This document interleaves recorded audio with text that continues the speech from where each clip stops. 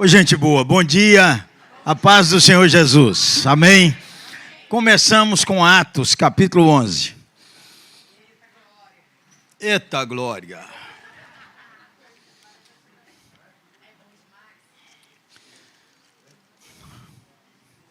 O desafio de conversar sobre esse assunto. Bons líderes, igreja próspera. Pergunta sim, o pastor perguntou, eu não vi. Quem está liderando célula aqui nessa igreja? Levanta a mão. Quem recebe a célula na sua casa, nessa igreja? Quem é diácono aqui? Quem é presbítero aqui? Quem é da escola bíblica? Quem é da música? E não precisa levantar a mão quem não faz nada. Então, na verdade, não tem ninguém que não faça nada na igreja.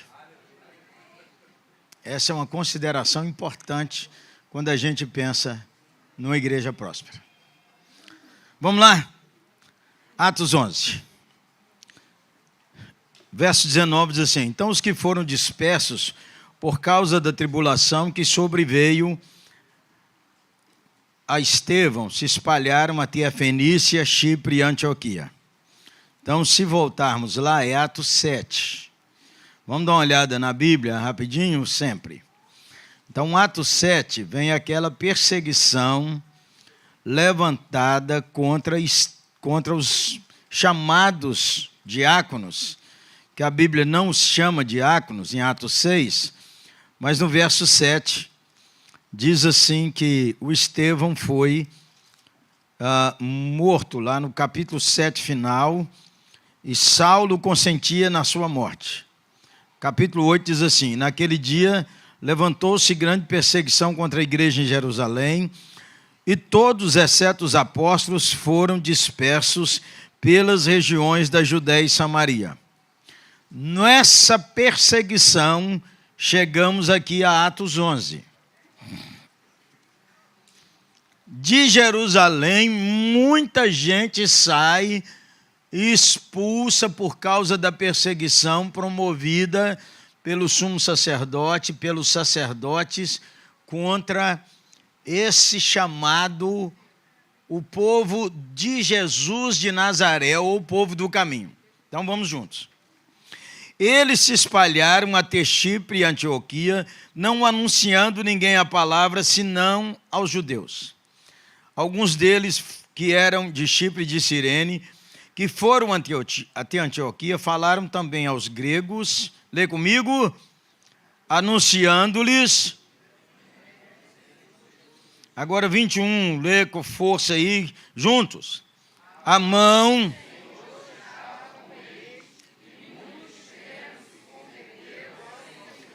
Deus é o Deus missionário. A obra missionária vai não porque você quer, ou porque o pastor quer, o conselho quer. A obra missionária vai porque Deus quer. Se o conselho, o pastorado, o conselho e a liderança crer igual Deus crê, a igreja pode se tornar uma igreja próspera.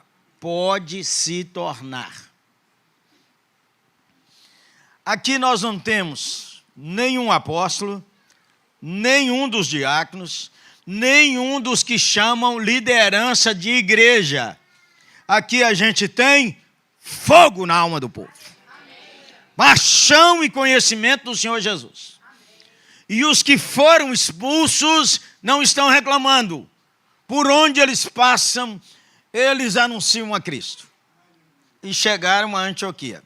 Uma curiosidade sobre Antioquia, quando os irmãos quiserem dar aí uma inteligência emocional artificial ou qualquer coisa parecida, a Antioquia era uma das 3 maiores cidades daquele tempo.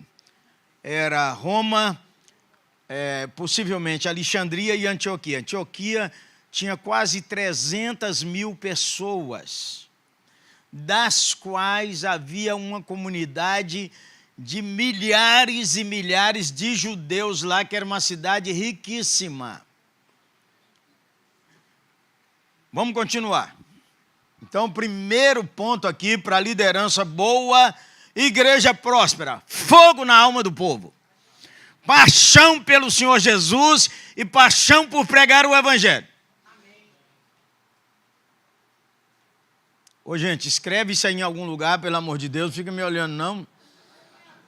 Nós viemos para um dia em que você não veio aqui não para um lanche, não. Nós viemos aqui para um dia difícil para você, porque você não estava à toa.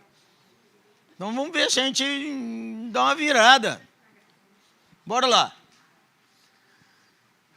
Verso 22. A notícia a respeito dele chegou aos ouvidos da igreja que estava em Jerusalém e...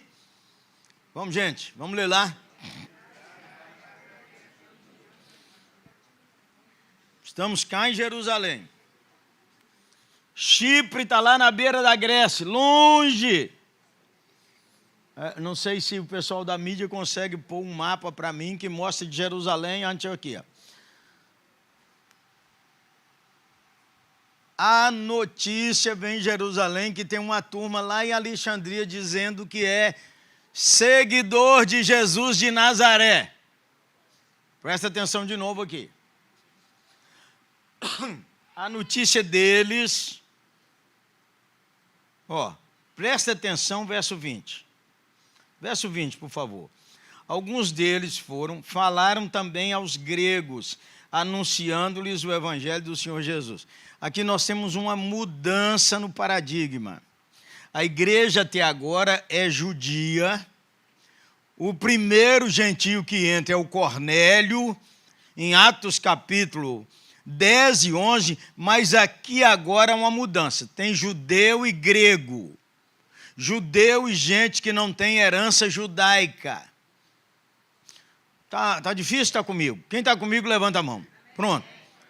A notícia chega a Jerusalém e eles, então, mandaram olhar lá, mandaram um líder lá. Barnabé. Lembra da famosa música do Josué Rodrigues? Era seu nome, Barnabé, natural de Chipre, também chamado filho da consolação, homem bom e piedoso. O Barnabé é aquele... Vamos lá. Atos 4. Vamos olhar o Barnabé rapidinho.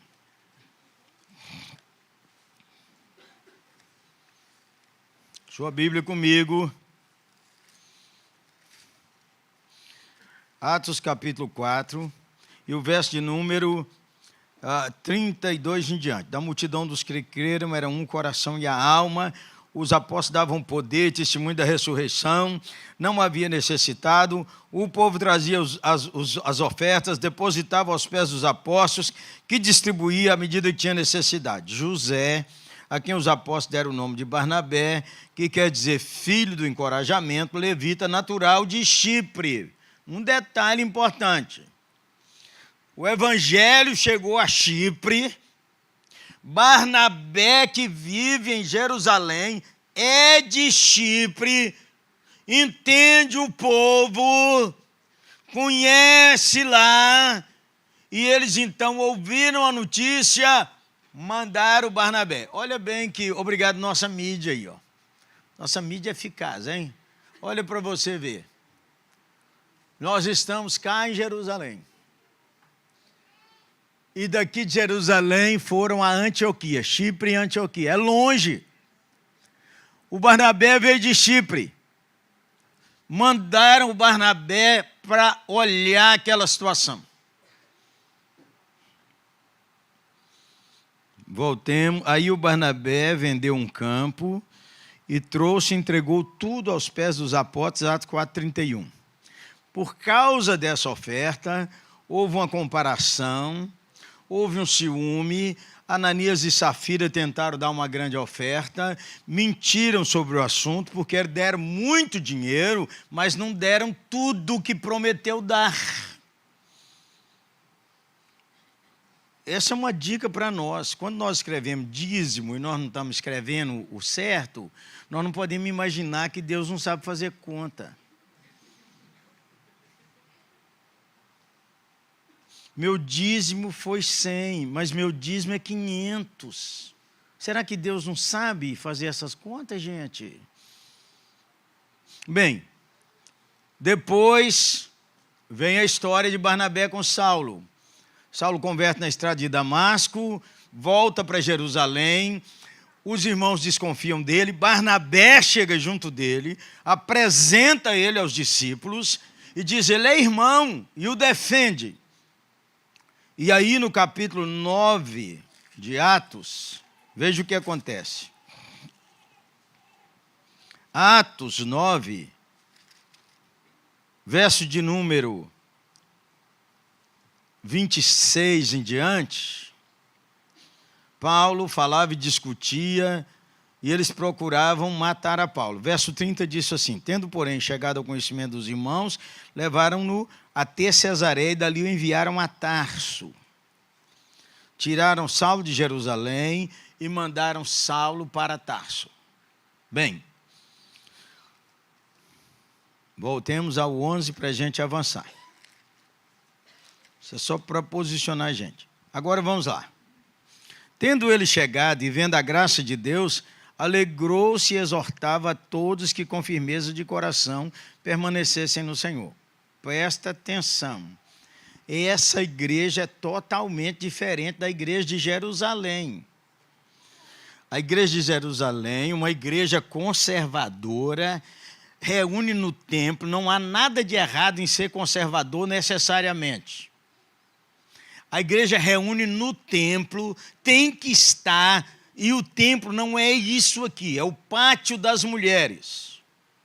Não tinha um lugar de culto só da igreja, ali reunia judeu, reunia meninos, reunia mulheres, e eles faziam o culto deles, e quando você lê Atos 12, quando Pedro sai da prisão, ele sabe que tem uma reunião de oração na casa daquela mulher que é a mãe de João Marcos, que ela é a irmã do Barnabé. Olha comigo, Atos 12.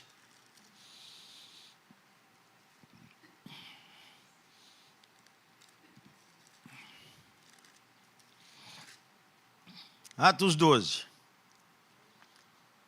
verso de número 12. Considerando ele a situação, resolveu a casa de Maria, mãe de João, cognominado Marcos, onde muitas pessoas estavam congregadas e oravam. Quando você estuda a vida de Marcos, descobre que Paulo fala que esse Marcos é ou o primo ou sobrinho de Barnabé.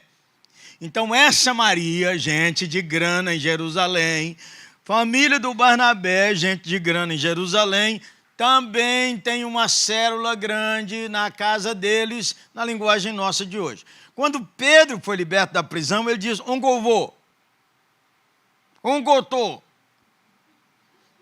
E ele então lembrou, tem uma reunião de oração sempre na casa de Maria. Foi na casa de Maria e os irmãos lembram que ele bateu na porta e a irmã Rod foi lá atender e voltou assustadíssima e falou com eles assim, a resposta da oração chegou, o homem está na porta. Ela disse, você ficou doida. É porque há certas respostas de oração que surpreendem a gente demais. Então nós somos igual o Rod. Há certas coisas tão difíceis para receber que quando a gente recebe, a gente não consegue receber assim. Bem, então é só para posicionar Barnabé. Ele era um homem bom, chegou, exortava. Agora vamos lá e vamos adiantar para conversar sobre líderes bons. Verso de número 24. Vamos lá? 11 e 24. Juntos?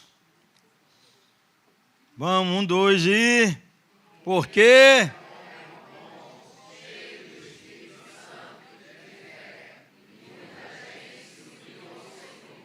Então veja você. Líderes bons. Vamos pegar rapidinho aqui o Barnabé, rapidinho. Primeiro, líderes bons conhecem a Cristo. Não tem líder bom na igreja que não conhece a Cristo. Ele pode ter 1000 cursos. A marca de conhecer a Cristo é ele obedece a palavra. Não é que ele tem 50 diplomas ou que tem cargo. Há presbíteros que são ímpios porque não obedecem à palavra. E eles estão liderando a igreja. Há pastores ímpios porque eles não obedecem à palavra. a líderes de célula. A marca de quem é de Jesus é obedecer a palavra. Aí diz assim, pastor, mas dou conta de guardar tudo isso, não, hein? Olha a gostura desse livro, pastor. Não dá mesmo, não. Aí Jesus resumiu em 2. Amarás o Senhor teu Deus de todo o coração, de toda a alma, de todo o entendimento, com toda a sua força, e amarás ao teu próximo como a ti mesmo. Toda vez que você deseja mal a alguém, você diz que você não presta. Porque a marca de ser de Deus é desejar o bem para o seu próximo, que você deseja o bem para você. Toda vez que você murmura contra alguém, você murmura contra você. Esse é o princípio simples da Bíblia. Amar o Senhor de todo o seu coração, de toda a alma, de todo o seu entendimento. Como é que eu descubro se eu estou amando a Deus ou não? Hein? Lendo a palavra para ver o que Deus manda eu fazer. Moisés, lá em Deuteronômio, profetizou que Israel teria um rei. Capítulo 18 de Deuteronômio.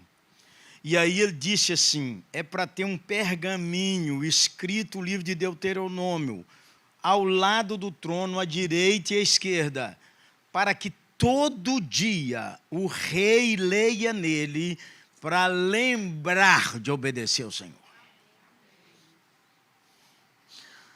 Então nós temos líderes que não param diante das Escrituras. E eu não estou falando de perfeição, gente. Quem aqui já passou uns 2 dias sem ler a Bíblia, levanta a mão. Não é ler de tudo, entendeu? Você lê um versículozinho, só para final do dia você não lê e fala assim, meu Deus, deixa eu abrir meu Instagram, que ao menos vou ler um versículo, para não dormir assim, ser crente vagabundo. A vida é ao vivo, gente. Ou você fala assim, eu sei que todo dia o pastor João posta um versículo, eu vou lá no Instagram dele para ler aquele versículo e resolver minha consciência. Não estou falando disso. Eu estou falando é que amar o Senhor. Então, se você não voltar às Escrituras, você não vai amar a Deus, porque você não sabe o que Deus quer. Aí você fala assim, eu sinto que eu mereço isso. Vou olhar minha Bíblia, o que Deus fala sobre isso. Vocês estão muito quietos. Quem está me entendendo até agora? Amém. Amém.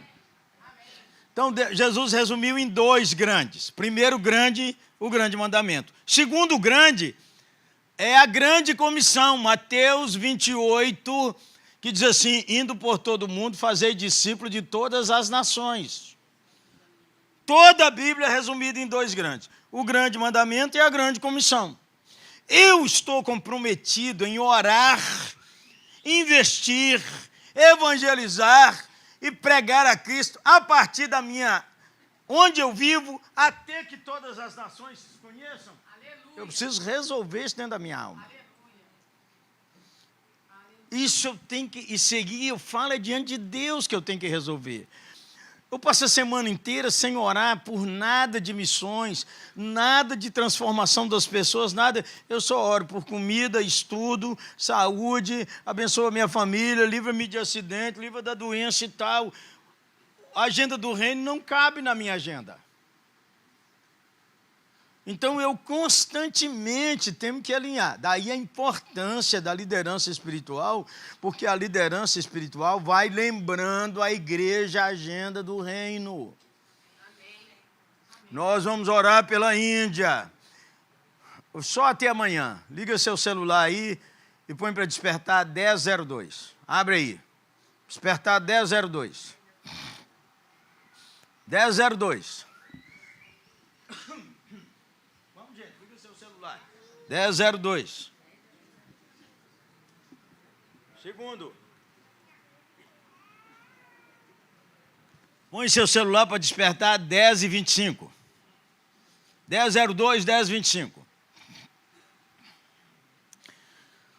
Há meses, meu celular desperta esses 2 momentos, fora o momento de acordar. 10:02. Lucas 10:2. A seara é grande, os trabalhadores são poucos. Rogai, pois, ao Senhor da seara que mande trabalhadores para a sua seara. Não faltam trabalhadores para a seara do Senhor. Falta oração para Jesus mandar. Porque os trabalhadores podem ser os crentes e os incrédulos. Deus mandou um trabalhador incrédulo para a sua seara.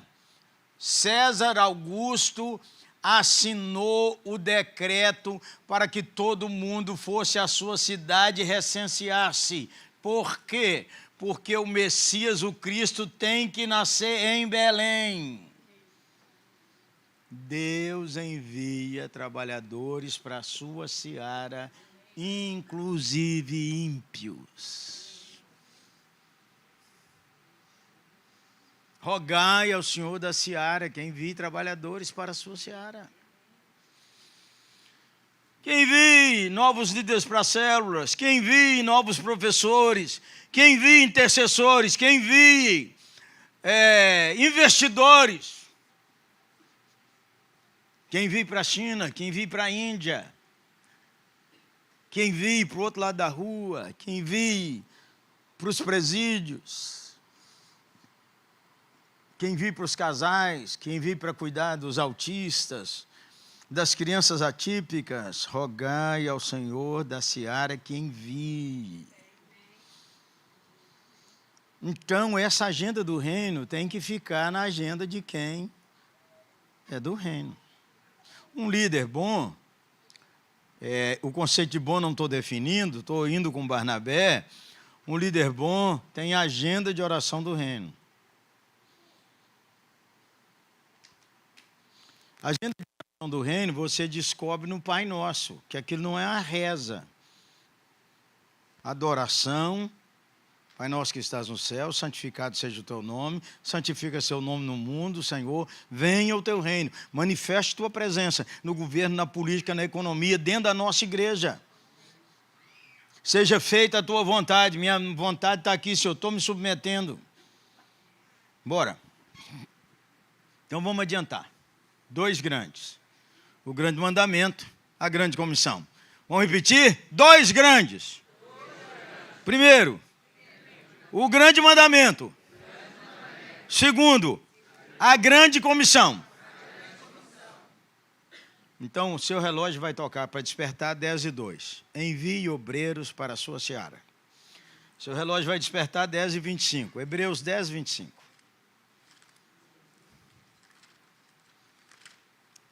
Hebreus 10:25 diz assim, ó.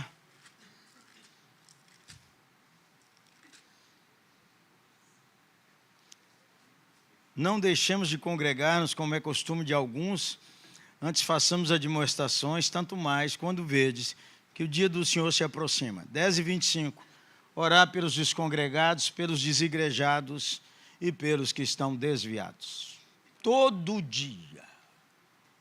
E quando toca 10:25, vem na cabeça alguém que está descongregado, seja lá da 8ª, eu pego meu celular e gravo uma mensagem para ele. Ei, gente boa, estou com saudade, está tudo bem? Manda um motivo de oração aí. Puxa, pastor, como é que o senhor lembrou de mim? Eu estou sem ir na igreja tem tempo. Então te vejo quarta, gente boa. A igreja inteira trabalha. A igreja não fica exigindo, eu faço muito e fulano não faz. Nós somos do reino. A mentalidade de cá, de ter posição na igreja, de que nós somos presbiteriano, batista, isso acabou. Acabou no sentido assim, que não é isso que nos move. O que nos move é o reino de Deus, conquanto sejamos presbiterianos, assembleanos, batistas. Aleluia, glória a Deus. Aleluia. Vamos embora. Ele era um homem bom. Aí, segundo, então ele era um homem que conhece a Cristo. Segundo, nós conhecemos ele da oferta. Ele era um homem generoso. Generoso com dinheiro. generoso em doar. Nenhuma igreja vai se tornar uma igreja próspera com o povo pão duro e avarento. Nenhuma igreja. Deus não precisa de dinheiro, argumentam alguns que não entendem nem o reino nem a vida. Outros argumentam assim: igreja só quer meu dinheiro. É quem não entende a Bíblia e não entende a vida. Ou então não acredita que sua liderança é honesta. Se você não acredita que sua liderança é honesta, sai dela, povo meu. Agora, todo mundo sabe que para ter isso aqui custou dinheiro. Todo mundo sabe que para você ter um café custa dinheiro. Todo mundo sabe que mandar fazer seu óculos com aquela lente especial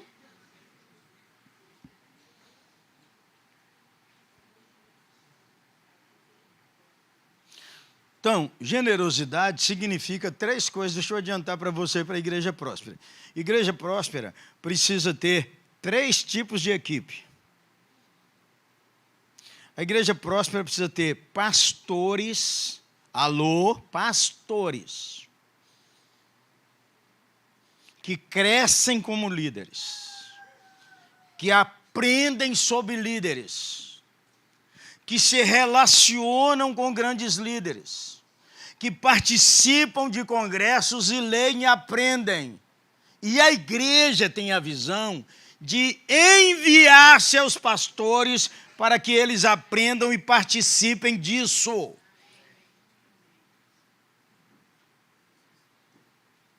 que acontece com algumas igrejas? Elas vão crescendo e elas batem num platô e elas não vão mais. Por quê? A cabeça dos que lideram, da diretoria, do conselho, sei lá o quê, eles não põem dinheiro para o pastor titular e a equipe deles abrirem a cabeça. Se ele quiser ir em congresso, é ele que pague, que se vire.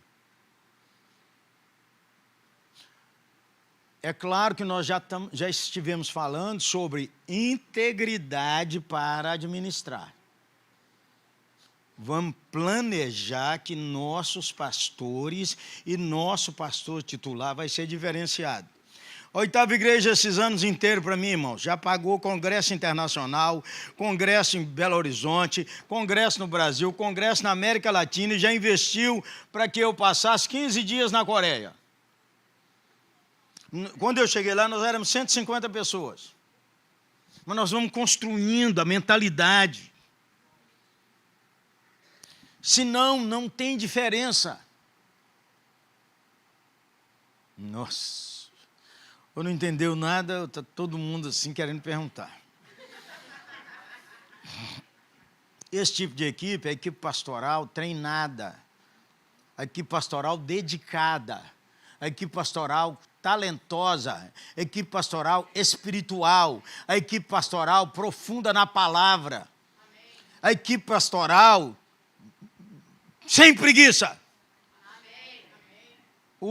Então, os pastores de uma igreja que cresce, a liderança tem que falar com ele: nós queremos que o senhor pare, que o senhor trabalha pra caramba. Então, esse tipo de equipe.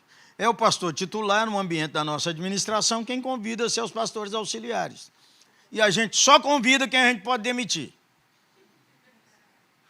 Nenhum pastor deve convidar uma pessoa que ele não tem coragem de demitir com medo de ferir parentes na igreja. Aqui nós estamos trabalhando numa coisa séria, gente. E não prestando favores. Segundo tipo de equipe que uma igreja que vai prosperar ou que quer prosperar precisa: equipe de funcionários que trabalham. Irmão, eu estou com a filha à toa lá, arruma uma vaga para ela na igreja. Não pode. Aqui tem que vir trabalhar alguém que dá resultado. Alguém que o horário de chegar é 8. Muito bem, tem que bater cartão. E tem que conferir. Não chega 8h30, hoje eu não posso ir porque eu estou com a coceira no calcanhar. Ninguém trabalha assim na vida, gente. Por que trabalha na igreja assim? Ninguém. Uma pessoa chegou lá e disse, pastor, eu preciso de uma folga essa semana. Geralmente eu nunca fui o chefe, eu o presbítero, você pergunta a ele que ele é voluntário administrador. E eu falo com o presbítero aqui, é o seguinte, irmão, passa a mão na cabeça de ninguém. Por quê? Finalmente, irmão, isso aqui é um dinheiro que nós administramos bem. Nós remuneramos, nós aguentamos remunerar igual ao mercado? Não. Mas nós remuneramos. Mas já que você aceitou, trabalhe. Toda igreja que está em crescimento precisa, no mínimo,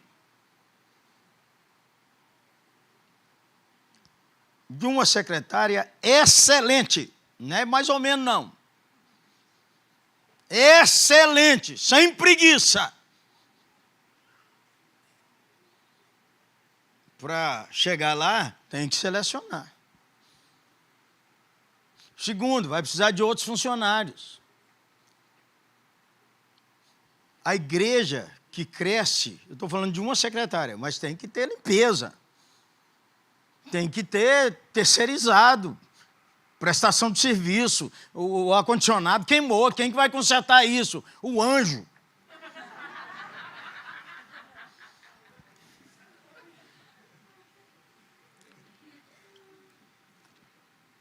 Pode ter gente da igreja voluntária, dedicada, que faça bem.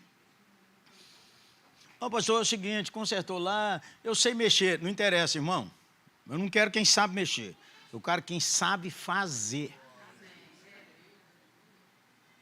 Irmão, isso aqui é sério. Precisa de contratar obreiros. Sejam que trabalhem na tesouraria, na administração, no apoio às células, obreiro pago, para arrancar a igreja para a prosperidade e crescimento da multiplicação. Tem que cobrar os relatórios dos líderes, tem que ligar, tem que fazer. Não, o pastor está aí, ele que se vire. Gente, pelo amor de Deus, nós estamos lá em...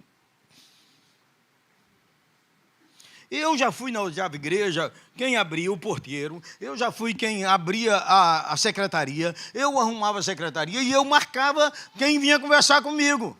Hoje nós temos mais de 45 funcionários.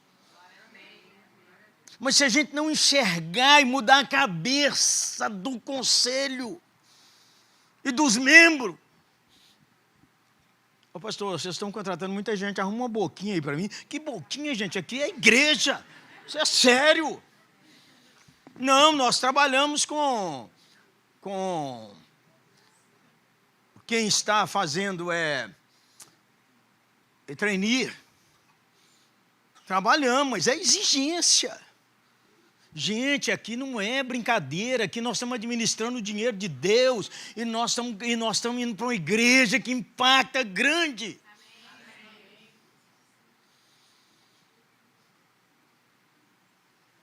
Nós temos que ter voluntários ou alguém da área da advocacia que ajuda a lidar com esses documentos da igreja.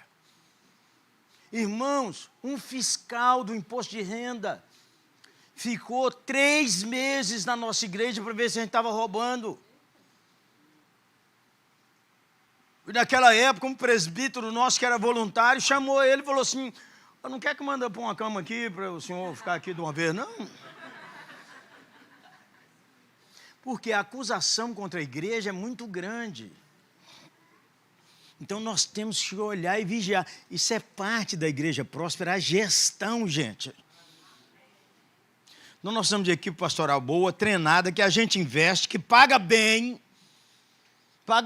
dentro do jeito da igreja, é claro.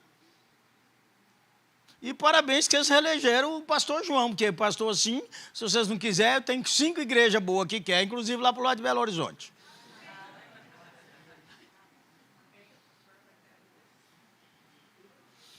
Então precisa de equipe pastoral que treina, que cresce e que cresce. A igreja sabe quando a equipe está crescendo e quando ela não está.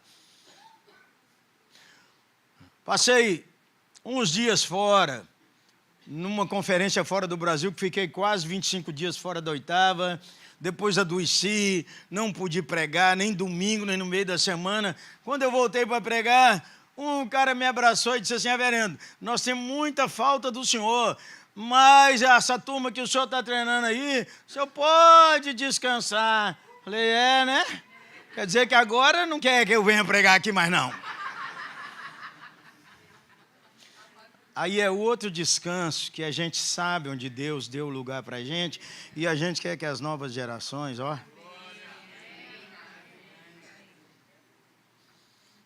Terceiro tipo de equipe que toda igreja que quer prosperar precisa ter: voluntários de boa vontade constantemente sendo treinados.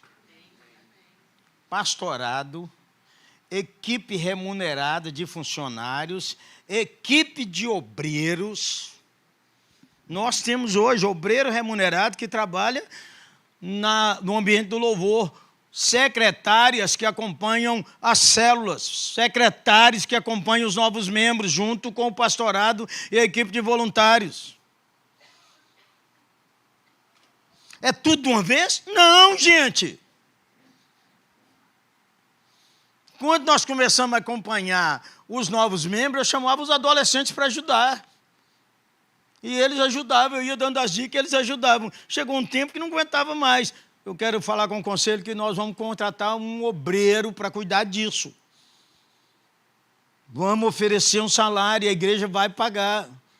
Aí a mentalidade, regra geral, retrógrada, disse: não, pastor, aqui nunca pagou.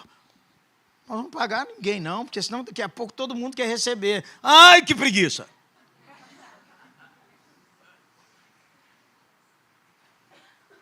Sem esses perfis de equipe treinados constantemente,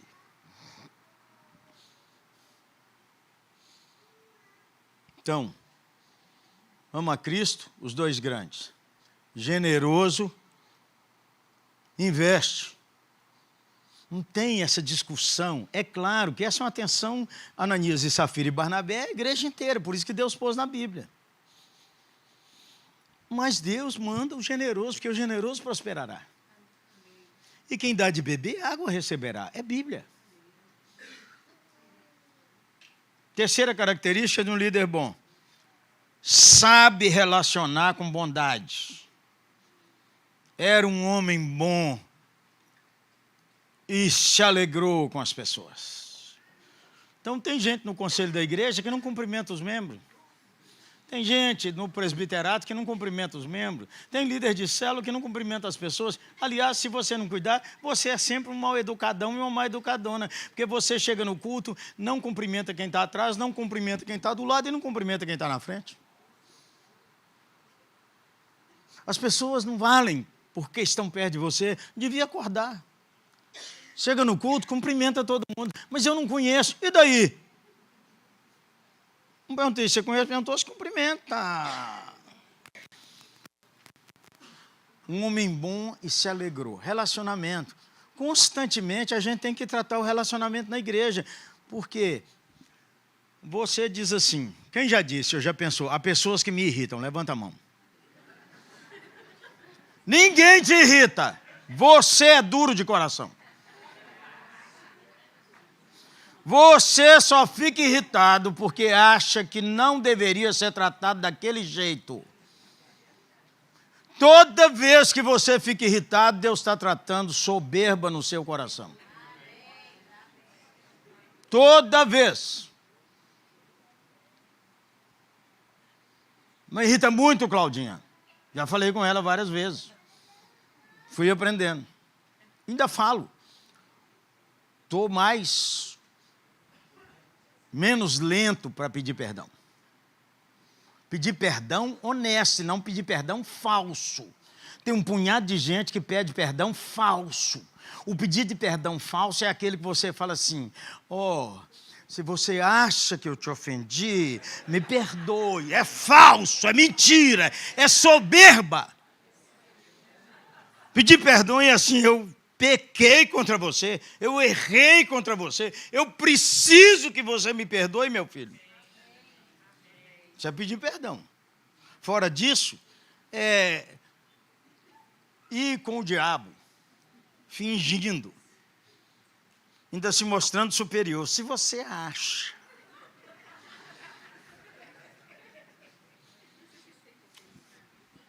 bons relacionamentos. E diz assim no verso 11, estamos em Atos 11.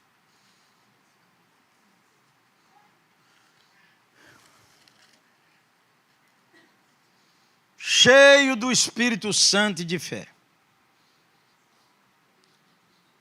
Um líder que procura andar com o Espírito Santo. A marca de andar com o Espírito Santo não é dom espiritual. A marca de andar com o Espírito Santo não é Deus me visitou. Arrepiei nesse culto inteiro, que presença. Chega na porta, trata mal o filho, a filha, a mulher e briga lá no estacionamento. A marca da presença de Deus é que nós passamos a tratar as pessoas com amor e bondade.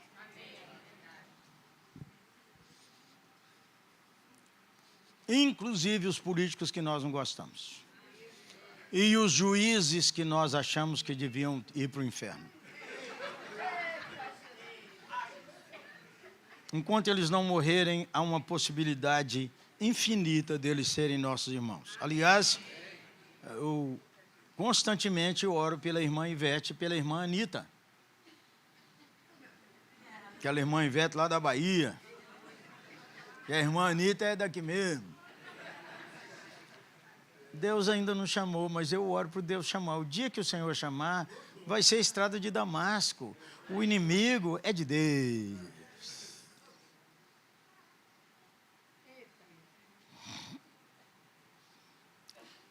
Então, estude, leia sua Bíblia, fale com o Espírito Santo. Muda esse coração tão duro que eu já sei que eu tenho. Toda vez que você compreende quão pecador você é, você descobre que você precisa ter paciência com todo mundo, porque o tanto de paciência que Deus tem com você, porque você é falso, você é imoral, você julga as pessoas, você compara e você toma as coisas das pessoas, tudo aqui, ó. Julga as pessoas. Aquela mulher, como é que está andando daquele jeito? Ela deve ter posto silicone para andar com o decote daquele.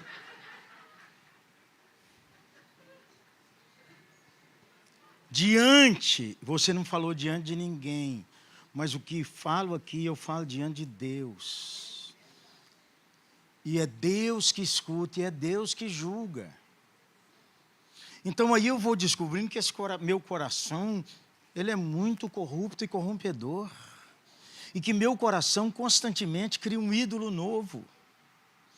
E esse ídolo tem nome, Jeremias. Então, quando eu vou entendendo a graça, o perdão de Deus, porque tem muita gente, até em igreja evangélica, que acha assim, que a salvação é, quando Jesus voltar, Deus vai fazer uma conta, o tanto de coisa boa que você fez e o tanto de coisa ruim que você fez. E Deus vai subtrair, vai sobrar mais coisa boa, pode entrar no céu.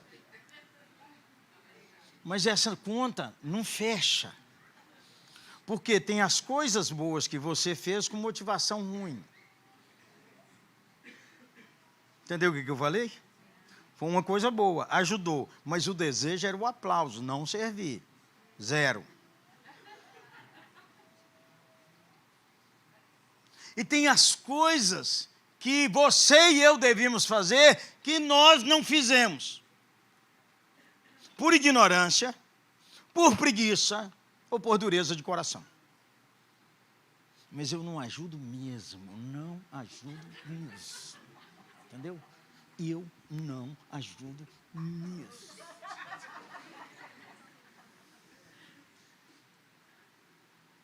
Zero. Por isso é que a gente precisa compreender o poder da cruz. O poder da cruz é que toda essa dívida o Senhor Jesus carregou, porque Ele é o único perfeito. Então Ele pagou o preço, não tem essa conta. Deus vai somar e subtrair. Não. Foi pago, está consumado, encerrei, paguei a dívida, agora você recebe pela fé e anda comigo pela fé, dando graças e procurando me pedir o coração que eu tenho para te dar. E cheio de fé. Precisamos avançar em fé, irmãos. Avançar em fé que faz você atravessar a rua e falar com alguém. Avançar em fé que faz você tratar as pessoas com amor e com bondade. Avançar em fé que faz você separar tempo de jejum e oração. Avançar pela fé é saber que Jesus ressuscitou dos mortos, está vivo. E que morreu um detalhe. E muita gente que continua de luto é porque o Deus dele é o defunto que foi e não Jesus. Eu não posso viver sem meu filho que morreu. Eu não posso viver sem meu marido que morreu. Eu não posso viver sem minha mulher que morreu. Eu não posso viver sem essa pessoa que morreu. Pois é, o defunto é o seu Deus, porque Jesus que está vivo, você não se alegra nele.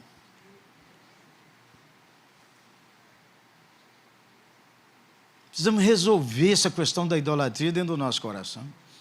Não estou falando que não tem saudade, não.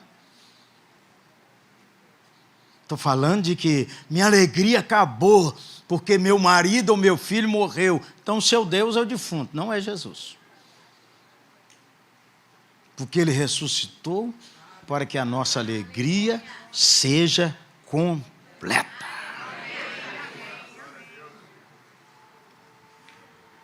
Já deu, né, meu pastor?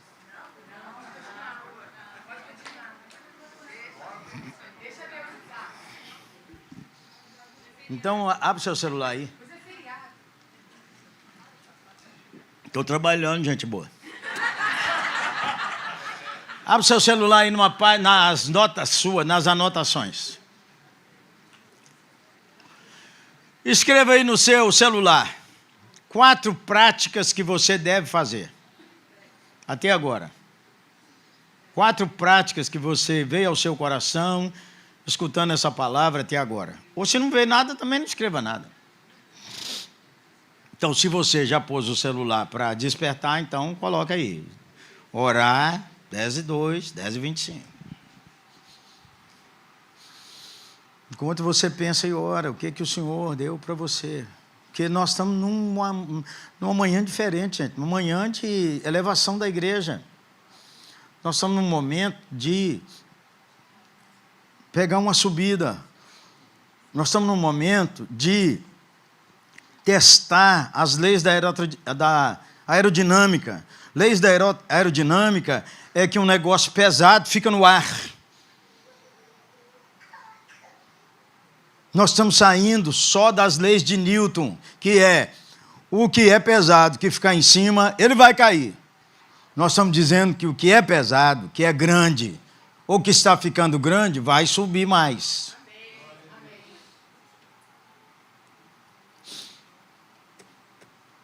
Escreve aí.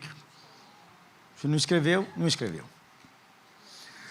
Vamos conversar aqui, pastor. E depois eu vou falando enquanto nós conversamos. Vem cá, não dá um microfone aí para o pastorzão, vamos conversar. Pastor João, vem para cá.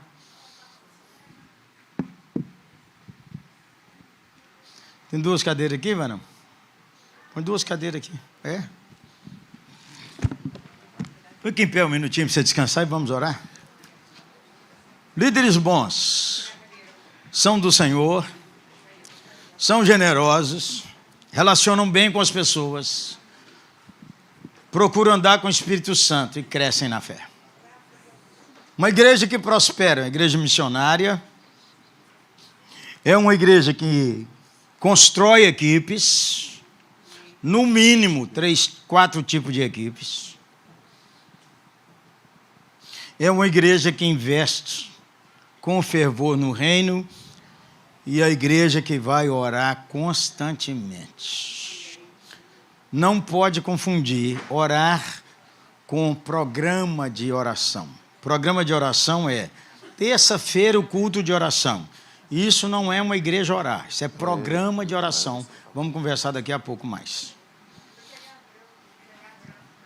Senhor, te agradecemos, Senhor, porque estamos aqui juntos teus servos, e louvamos o Senhor porque os irmãos e as irmãs, e os jovens, adolescentes, os mais novos, os mais experimentados estamos aqui. E as crianças também de colo. Louvado seja Deus. Em nome de Jesus. Amém. Amém.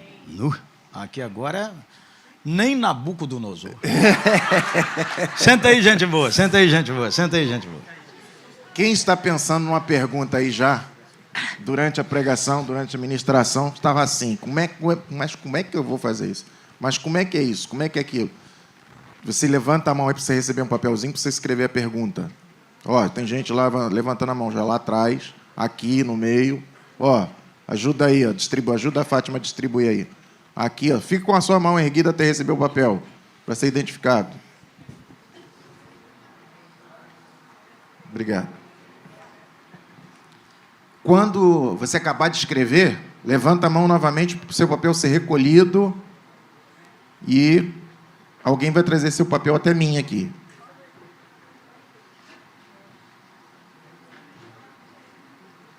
Então, enquanto o povo escreve... Fale e não te cales. Enquanto o povo escreve, deixa eu fazer uma pergunta aqui. Antes de fazer a pergunta, deixa eu fazer uma introdução rápida.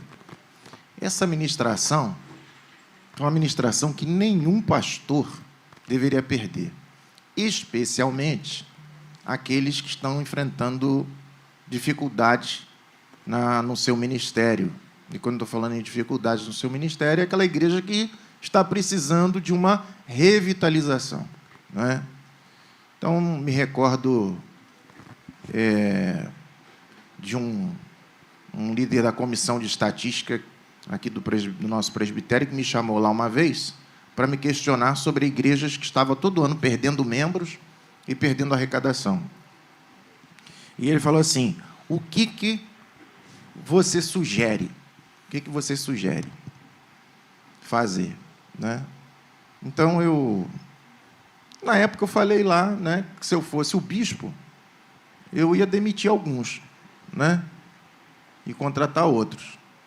Mas como eu não sou o bispo, né, na igreja presbiteriana não tem bispo, né, não tem jeito. A gente tem que ficar rolando a roda. Aí eu faço essa pergunta para o pastor Jeremias. Pastor Jeremias, como é que você ajuda uma igreja que está precisando de revitalização? O que você propõe aí, alguém, de repente, que está aqui com dificuldades no seio? Claro e evidente que a culpa não é só do pastor, né? Mas você sabe melhor do que ninguém quais são os problemas da nossa instituição, da nossa denominação, ou até mesmo de outras denominações. Então, fica aqui a pergunta. Para revitalizar uma igreja, o que você sugere? Ô, gente boa, foi o doutor Peter Wagner, lá nos final dos anos 80, que ele disse, o pastor quer e vai pagar o preço. Os líderes querem, começa com a diretoria da igreja, vai pagar o preço. E o povo da igreja quer e vai pagar o preço. Então, a primeira coisa a primeira realidade é, o pastor quer mesmo ou não? O pastor está com medo de quê? Porque às vezes não revitaliza, porque revitalizar significa fazer mudanças. Tem medo do tradicionalismo, tem medo de perder o emprego, tem medo de ser mandado embora, tem medo. Toda igreja, qualquer que seja ela, tem os donos de igreja. Toda ela. Constantemente nós temos que enfrentar os donos da igreja. Toda igreja tem aqueles que acham que o ministério é deles. Aquilo ali é um feudo. Constantemente tem que enfrentar. Então, a primeira coisa que o pastor quer, ele está tratando o coração dele diante de Deus. Ele quer mesmo sua vida de oração, sua vida pessoal, sua dedicação. Ele quer mesmo.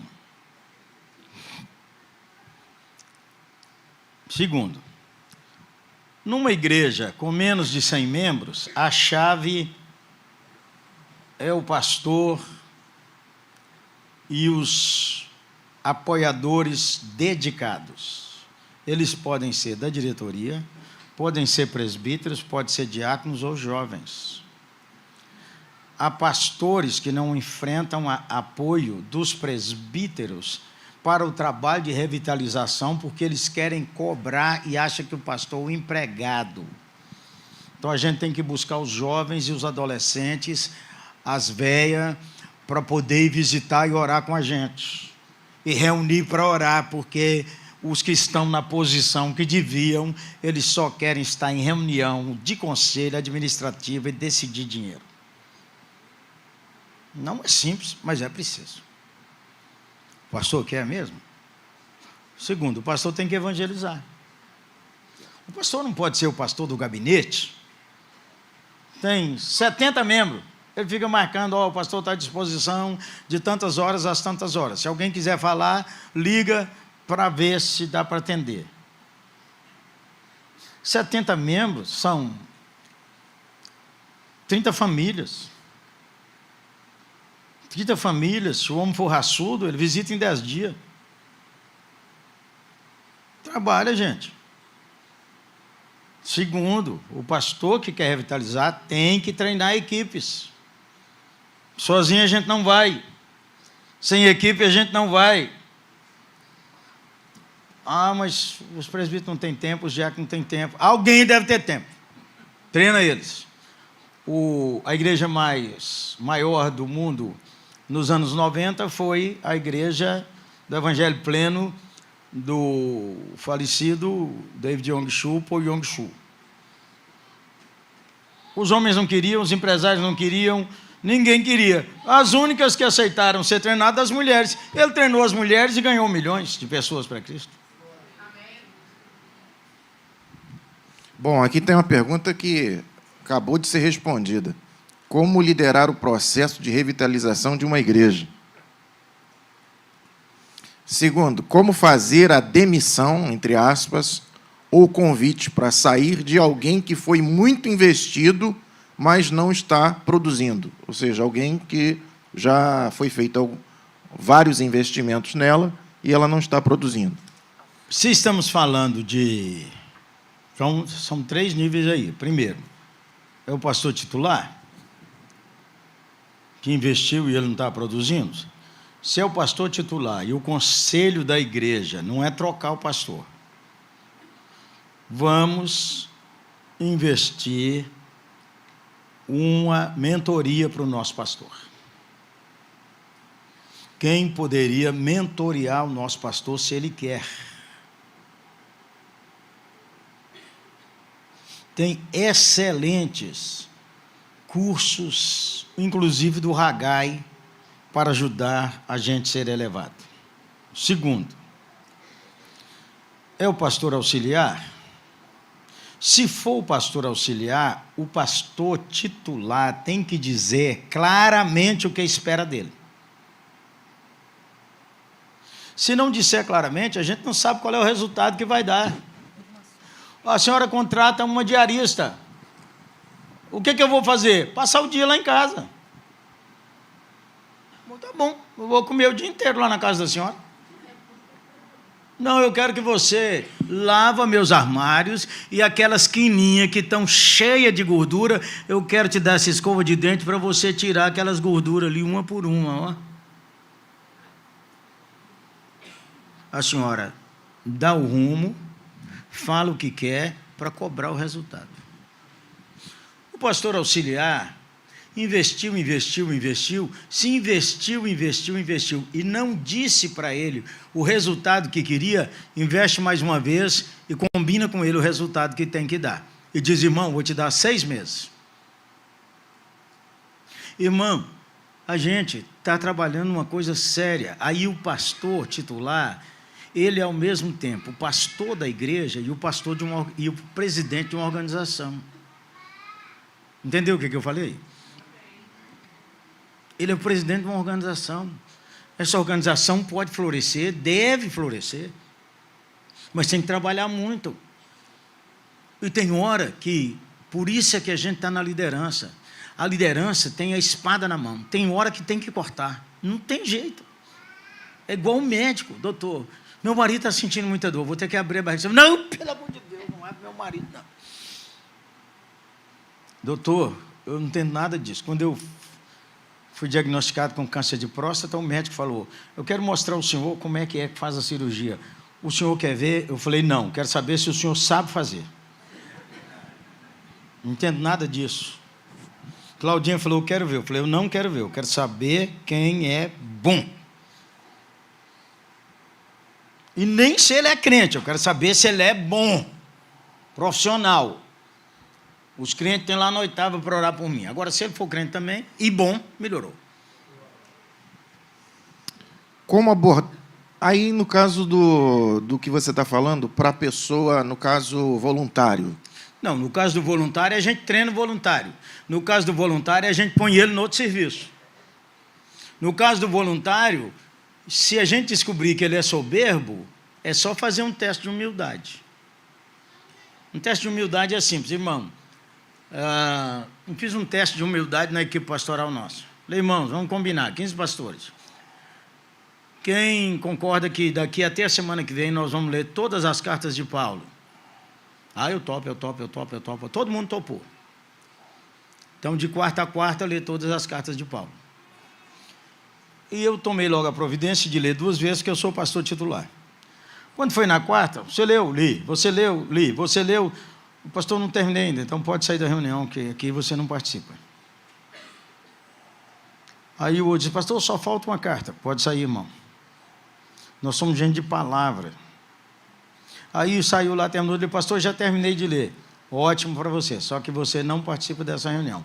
Dessa reunião só participa quem deu a palavra e garantiu. Então, como é que é o detalhe aí? O que mais você quer saber? No caso do voluntário, você já... Voluntário. O voluntário a gente treina, retreina, chama. Se o voluntário, ele endureceu o coração, ele não é voluntário, ele é duro de coração.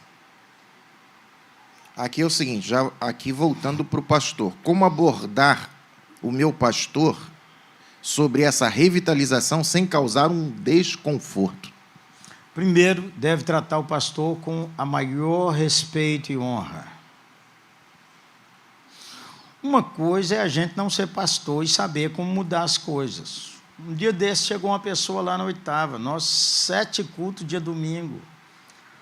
O varão chegou lá e disse assim, nossa, o senhor deve estar andando muito cansado, hein? Deve estar à beira do esgotamento, com esse tanto de gente aqui.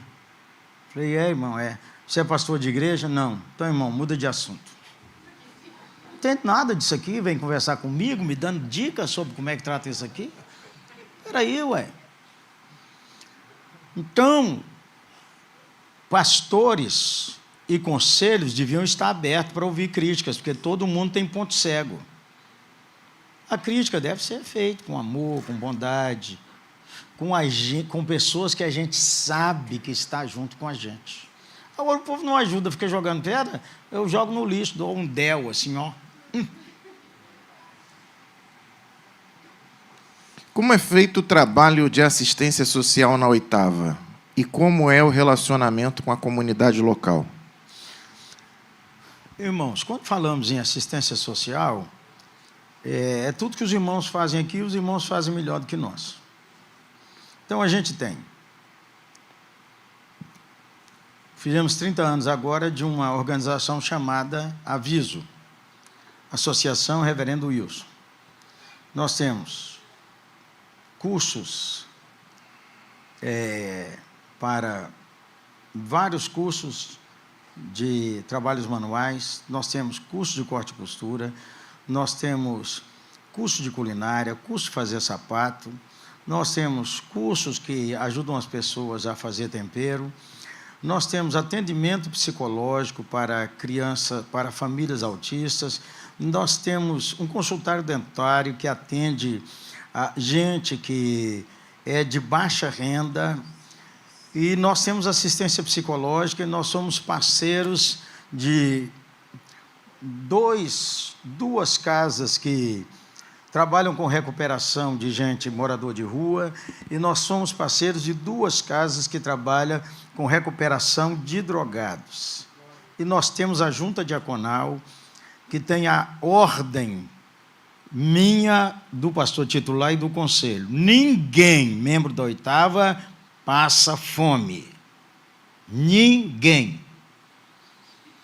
E se houve um problema lá, que a pessoa ficou desempregada, nós vamos ajudar a pagar o aluguel, pagar a luz. Como todo mundo sabe, tem muita gente que quer mamar. Então, nós temos critérios para não fazer o desmame. E nós constantemente temos que chamar a igreja para parar de murmurar e de reclamar. Então, os diáconos são os que cuidam, e a junta diaconal nossa, nós temos 80 diáconos e colaboradores. E eles visitam constantemente, eles olham, eles visitam os enfermos, eles dobram e desdobram. E agora eles vão subir, os diáconos querem ir para 150. E nós temos 8 congregações, que em todas elas tem os colaboradores que podem ser chamados diáconos e que são necessariamente diáconos eleitos. Mas há muita coisa para fazer. Quanto à nossa comunidade, o nosso bairro, o bairro Palmares, é um bairro classe média. Então, 2 focos nós temos. Primeiro, a escola é pública.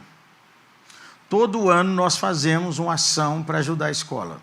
Reforma do muro, reforma do passeio, pintura das quadras, cursos para palestras para adolescentes. No aniversário da igreja, nós vamos fazer um ato de bondade. Esse mês, nós mandamos confeccionar um padeiro nosso lar, 1000 pães. Vão ser embalados de uma maneira linda, um pão gostoso e um cartão. A 8ª vai ofertar um pão ao nosso morador, com todas as características sanitárias já vistas, e dizer que nós estamos ali para dizer que aquele pão simboliza que nós temos o verdadeiro pão, que é o pão da vida. Mas há muito para fazer. Aí, a 8ª serve a prefeitura, porque todos os treinamentos da unidade de saúde da prefeitura do bairro, nós ofertamos nosso templo, nós damos o café gostoso para eles, usa nossas televisões, nosso microfone, usa tudo. Nós temos uma parceria que a Polícia Militar pode ir lá e dar aqueles cursos, a formatura das crianças, ProERD. A formatura da escola pública é feita na nossa igreja, que nós fomos lá oferecer. A formatura é do 2º grau. Então, a única coisa que eu falo com os nossos pastores é: nós não queremos que fume lá dentro, mas é formatura, eu quero que assovie e grite. E nós queremos meia hora da formatura para falar. E, é claro, já tive lá em ocasiões assim que coincidiu, eu não fui. Aí vem aqueles pais e aquelas mães, as moças formosas de 18 anos, o decote está lá no dedão do pé. Aí o pai traz a filha e diz assim: abraça o pastor Jeremias, que ele é uma bênção aqui para esse bairro. Você é doido, miserável. Então, a associação de bairro faz suas reuniões e assembleias lá na 8ª. Nós queremos servir com o que nós temos. Pode fazer no tempo? Pode. Santo é o templo do Espírito Santo, não o espaço. Como lidar com o desafio de uma igreja onde os cargos de liderança, inclusive o conselho, são majoritariamente ocupados por membros de uma mesma família? Varão, lugar secreto. Lugar secreto, falar com Deus. Tudo é bom e tudo é ruim. Todas as grandes igrejas e as igrejas do Novo Testamento começaram com famílias. saudai a casa de Cloé, aquela irmã ricaça de Corinto.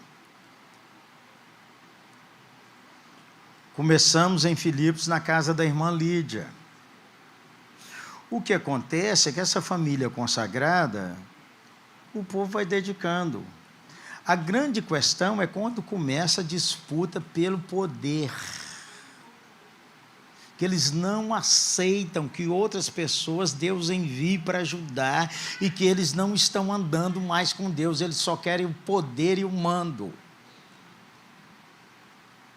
E aí, os filhos sabem que o pai está errado, não tem coragem de discordar. O genro sabe que o sogro está errado, não tem coragem de discordar. Então, o ambiente da igreja vira um ambiente religioso ímpio e não lugar do reino de Deus. E aí a igreja chama a igreja para orar de várias maneiras, porque quem expulsa Satanás é Deus.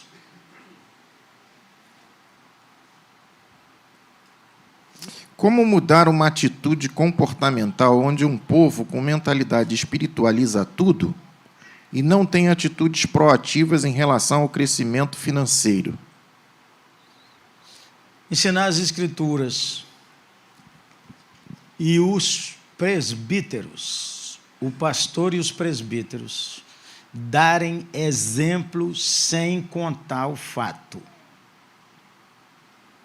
Pastor é dizimista e ofertante, presbítero é dizimista e ofertante, porque a Bíblia diz que o óleo escorre da cabeça para a barba e não do pé para o pescoço. Uma definição de prosperidade. Prosperidade é quando você tem o suficiente para si e para abençoar outros. Aí pergunta, prosperidade pode ser nociva na vida do crente? Claro que não. Quando, como? Primeiro, o crente sabe que o dinheiro é de Deus, não é dele. Aliás, pode, né, ser nociva? Isso. Pode. Pode ser nociva. Porque o dinheiro nos atrai. O dinheiro nos conquista. O dinheiro está enraizado no nosso coração, porque todos nós gostamos de dinheiro. Por isso que o Senhor Jesus disse, ou você é de Deus, ou então Mamon vai tomar conta. Toda vez que tem uma informação que a situação econômica do Brasil vai piorar, há muitos anos que eu treino isso, eu dou um dízimo a mais para sair do medo. Porque eu não quero ter medo, quem vai pôr dinheiro na minha mesa é Deus. Aí o pastor deve ensinar sem medo. Deve ensinar a Bíblia, pregar a Bíblia, o que é que Deus diz, o que é que Deus ensina. É a palavra de Deus que transforma. É a palavra de Deus que orienta. E é claro, se, enquanto ele ensina, os demônios que estiveram oprimindo com avareza, seja os presbíteros, os diáconos ou os líderes, eles começam a ser incomodados. E aí começa um momento de murmuração e até um momento de dizer assim, eu vou sair dessa igreja, que essa igreja só fala em dinheiro. E é possível que tenha que sair mesmo. Uma vez, um homem, nós estávamos na construção, um homem me entregou um cheque alto. E o dízimo aí. O que o senhor achou, pastor Jeremias? Eu falei, irmão, isso aí eu sei Deus. Quer dizer que o senhor não acha que é um bom dízimo e boa oferta? Eu falei, quem tem que achar é Deus, irmão, não eu. Ou então o senhor não quer receber esse cheque? Eu falei, esse cheque já acabou, irmão. Já paguei cimento, já paguei tinta, esse dinheiro não existe, irmão. Você me fez outra pergunta. Sua pergunta é se eu achei bom, não sou eu que defino, é Deus.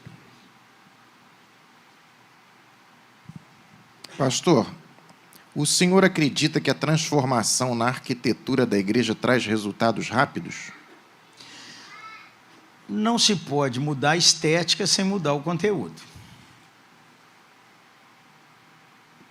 Se o resultado rápido é que mudou de branco para preto, o resultado é rápido. Era branco, virou preto. Era rosa, virou marrom.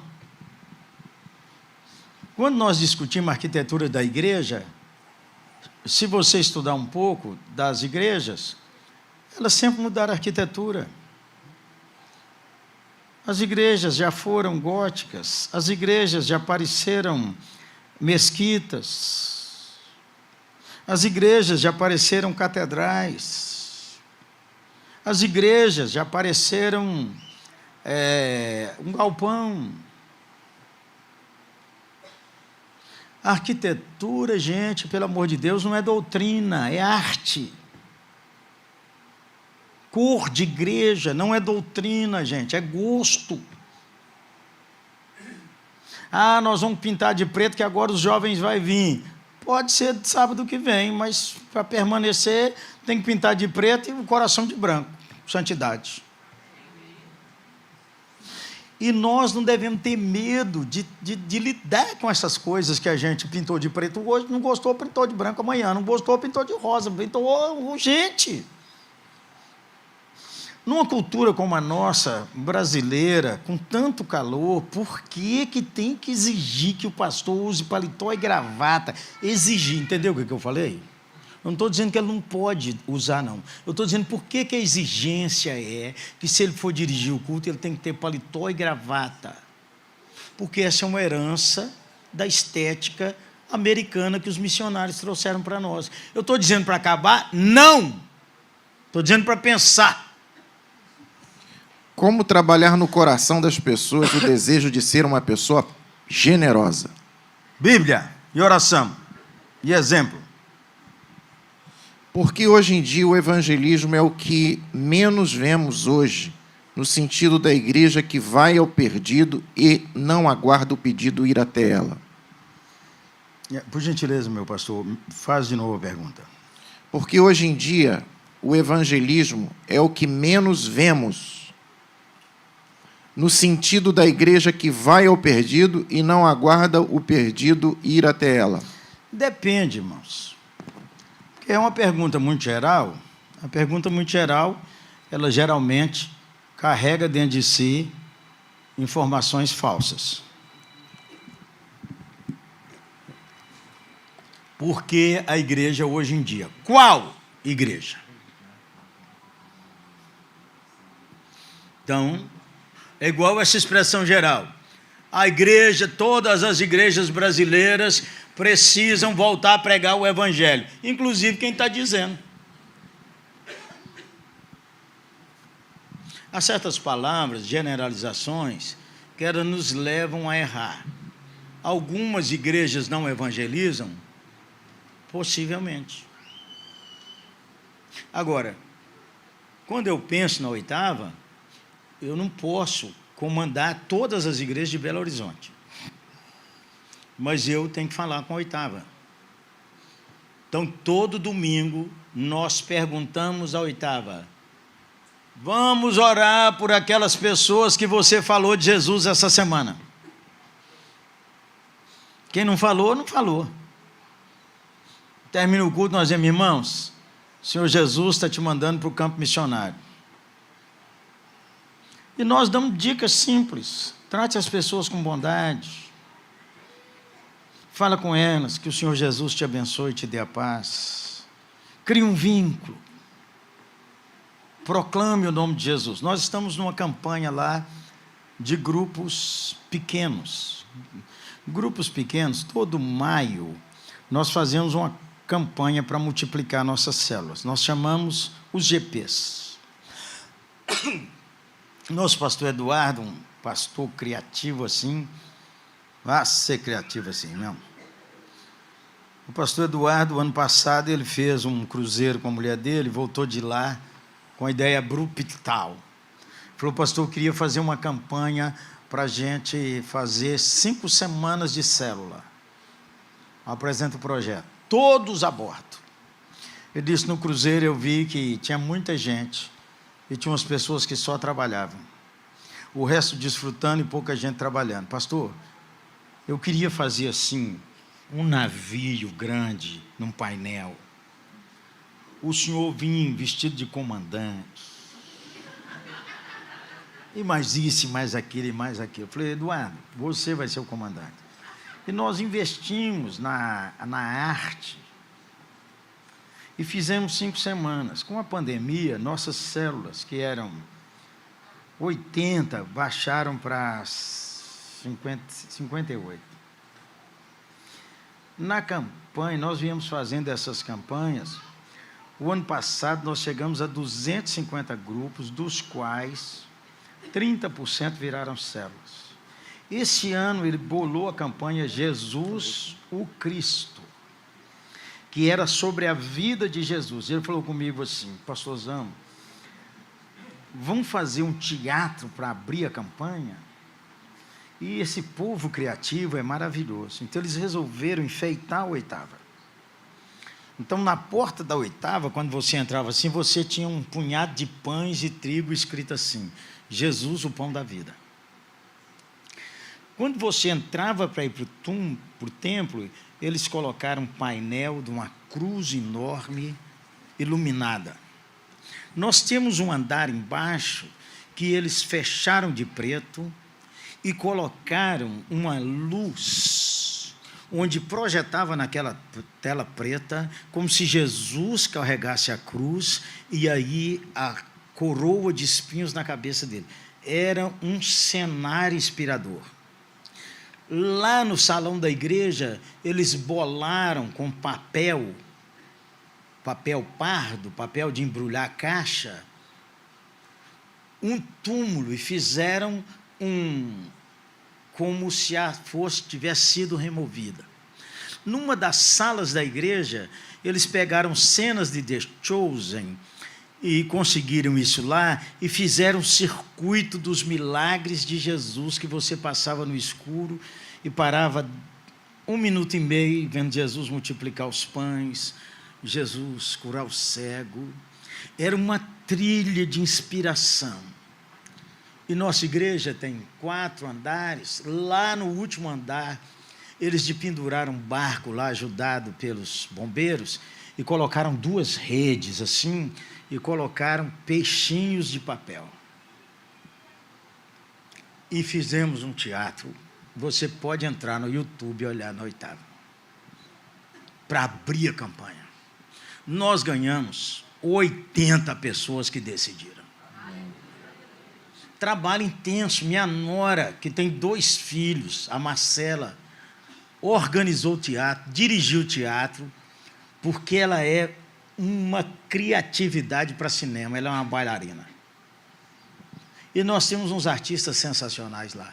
E aí nós fizemos os estudos, 5 estudos. E tivemos ainda, no 2º andar, fez num canto lá, a manjedoura. Então a pessoa andava na 8ª, tirava suas fotos, postava, publicando a campanha, e nós vendemos 1000 camisas. Eu vim até com a minha camisa, esqueci hoje de manhã. Uma camisa escrita Jesus o Cristo. Porque cantamos aquela música, proclame na cidade o nome de Jesus. Então falei com a 8ª, todo mundo vai andar em Belo Horizonte com essa camisa escrito Jesus o Cristo. Eu estava em Fortaleza, com Claudinha, minha esposa, minha filha Rúbia, e Esté, minha irmã. Eu falei, olha, hoje nós vamos passear na praia mais movimentada de Fortaleza, andando com essa camisa, e nós vamos ter várias surpresas. E tivemos. Uma pessoa chegou e disse, a paz do Senhor. O outro chegou e disse assim, interessante. Falei, é mesmo, como é que é seu nome? Jessé. Falei, Jessé, você é filho de crente, Jessé. E sua mãe é da Assembleia de Deus. E ele falou, acertou. E eu falei, e você? Ele engasgou, eu falei, você está desviado, Jessé. E Jesus mandou eu vir aqui para te dizer, Jessé, que hoje é o dia de voltar. Para de trabalhar e de vender água e vem cá que nós vamos orar. Lágrimas.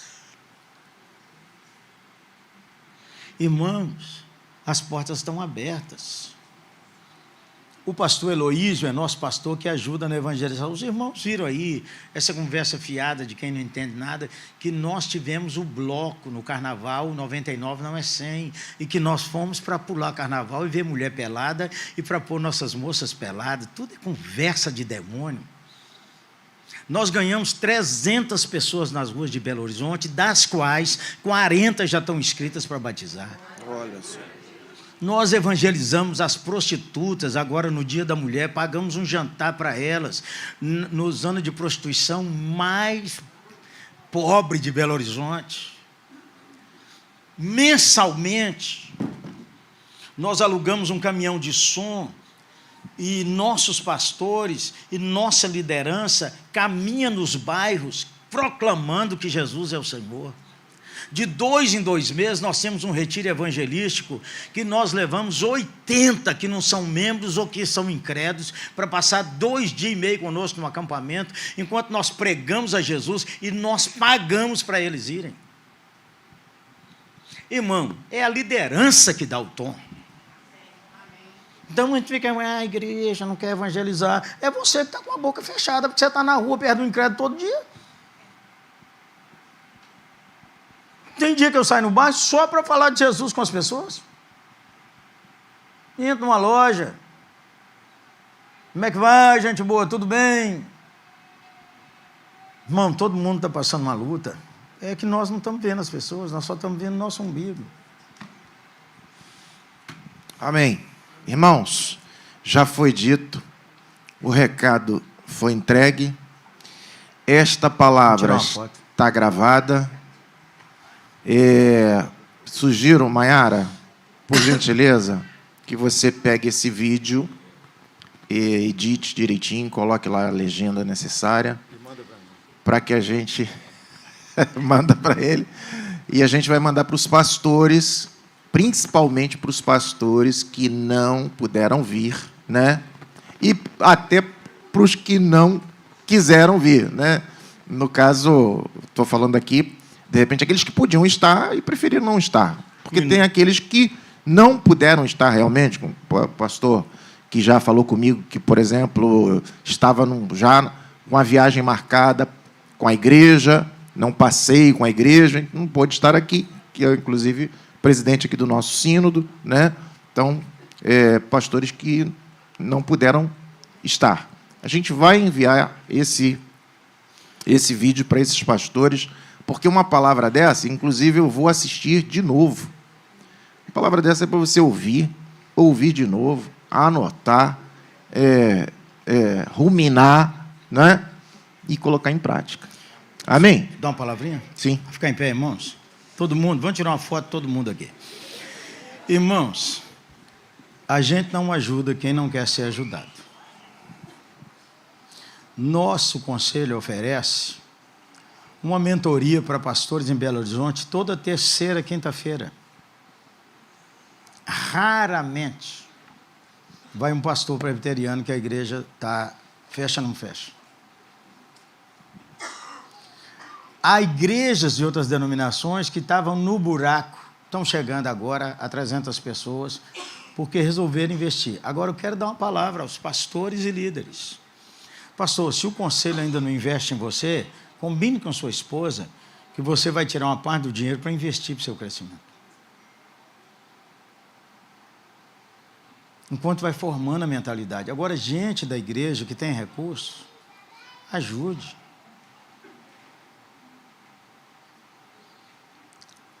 Eu estou convidado para 3 congressos internacionais fora do Brasil. 2 como ouvinte e 1 como preletor. Mas um deles eu tenho que pagar a passagem. Eu já fui para um congresso internacional esse ano em Atenas, que a igreja pagou minha passagem de Claudinha. Um homem da igreja, quando nós conversávamos, ele disse, meu pastor, o senhor não deixa de ir. Eu quero saber quanto custa a passagem. A gente vai orando para Deus tocar corações, gente. Se Deus quer que a gente vai, Deus vai. Mas eu, durante anos, quando casei com Claudinha, Claudinha era recém-convertida, embora trabalhasse na 8ª, já há uns 7 anos. Não conhecia nada de igreja, SAFs, nada.